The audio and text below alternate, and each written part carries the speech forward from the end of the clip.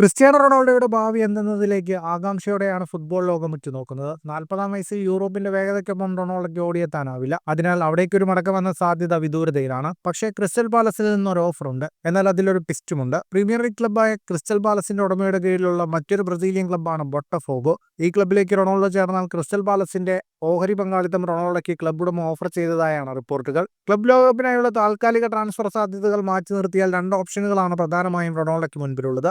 അൽ നസറുമായുള്ള കരാർ പുതുക്കി മറ്റൊരു സീസൺ കൂടി ഇവിടെ തുടരുക എന്നതാണ് റൊണാൾഡോയ്ക്ക് മുൻപിലുള്ള സാധ്യതകളിലൊന്ന്. മറ്റൊന്ന് അൽ ഹിലാലിലേക്ക് ചേക്കേറുക. അൽ ഹിലാലിലേക്ക് പോവുകയാണെങ്കിൽ ക്ലബ് ലോകകപ്പ് കളിക്കാനും റൊണാൾഡോയ്ക്ക് സാധിക്കും. മാത്രമല്ല അൽ ഹിലാലിനൊപ്പം സൗദിയിൽ ഒരു കിരീടം നേടുക എന്ന സാധ്യതയും റൊണാൾഡോയ്ക്ക് മുൻപിൽ തുറക്കും. അൽ ഹിലാലുമായി റൊണാൾഡോ ചർച്ചകൾ ആരംഭിച്ചതായി സൗദി മാധ്യമങ്ങൾ റിപ്പോർട്ട് ചെയ്യുന്നുമുണ്ട്.